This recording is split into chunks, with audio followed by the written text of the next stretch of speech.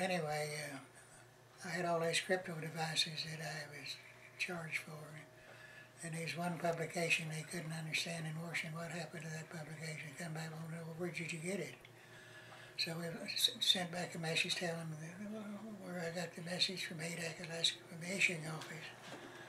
And it said the ship is sailing, you know, in 2 days' time and expedite the clearance. The bag was already packed and everything ready to go. And the next morning I looked out and we were underway heading for Sasebo, Japan. So about an hour later, here comes the message clearing me, and I went up to the captain. I said, "Captain, here's my clearance." He said, "Forget it." Said, "You can take us all day to try to make a transfer now." I said, "Just relax and enjoy it." 16 days sailing all the way to Sasebo. Then I got to Sasebo, and they said nobody can go back to the States without going through the clearance over on the beach. And they had a clearance because all these people had points to get out. So I went over and looked and had 16 pages of single legal size paper typewritten. Said, my name is on the bottom of the list. I went back and told the captain, I said, "Captain, I'll be here till Christmas." He said, "I'll tell you what, we're going to transfer you to the Terror, the mine layer that got damaged in a typhoon, and it has to go to the shipyard at Pearl Harbor. We'll just transfer you to that crew." So they transferred me to that crew. And we got in there, then I got a flight and into the West Coast, San Francisco. Then from San Francisco got a flight to Amarillo, Texas. Amarillo, then my mother came down and picked me up, Dorothy. We went to Cleanwater, your mother was ill. Yeah, well, that's right, she's ill. Well, Clinton, I think we went to Clinton. Yeah, it was Clinton. Anyway, while I was in Japan, they told me they had all these old Japanese rifles. They had a warehouse and had truckloads of them. They said, "If you guys want a rifle, go over there and get you one." So I went over and got one. And it's down below, right? I carried that thing all the way home. I started to throw it away a dozen times. Here it is, a Navy officer, my luggage, and here's carrying this damn rifle. I was on the buses and everybody said, "What the hell is he doing?" Still got it down below. Well, tell them that Ernie Pyle was on your ship. Oh yeah, Ernie Pyle was aboard, and we went up to Ieshima from Okinawa. And he was there about 2 days, and he got shot and killed. On the He shore. was on her when he left. Yeah. Your twin brother was at Pearl Harbor when the Japanese attacked. Tell us what happened to his ship and what his experience was. Well, he was on the USS Ramapo, an oil tanker. And they were on their way to the Philippines with a load of oil. And of course they were anchored there in Pearl Harbor, away from the battleships and away from the main big ships, battleships and the cruisers.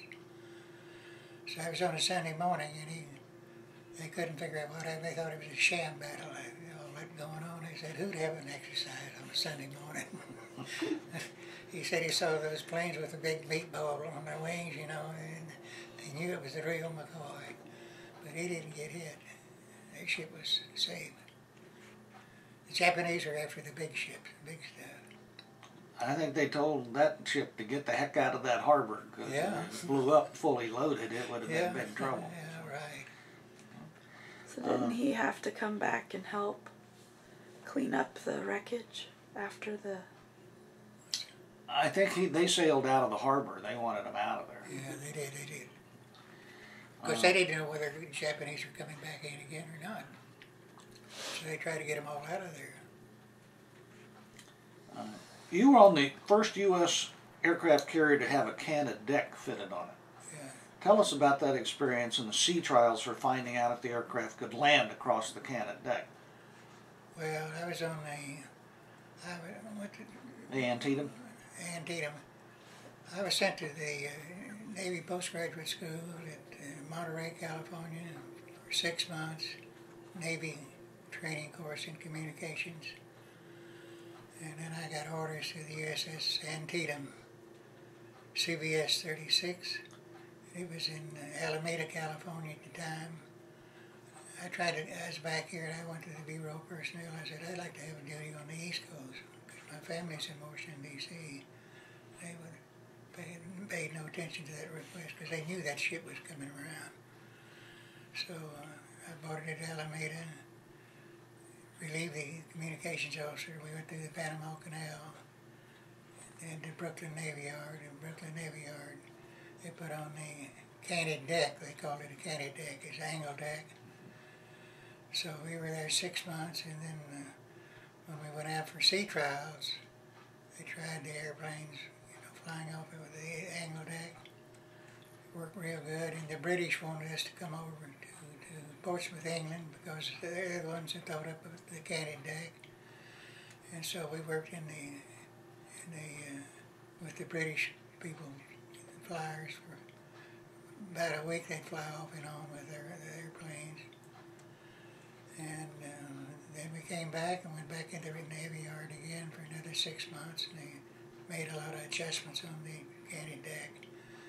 And then we went out again, and then we were assigned to anti-submarine service. At that time, I'd had 18 months aboard the Antietam, and I got ordered to London. So we went from Antietam to London for 2.5 years. And then my 2.5 years is up. I got orders to Colorado Springs, of all places.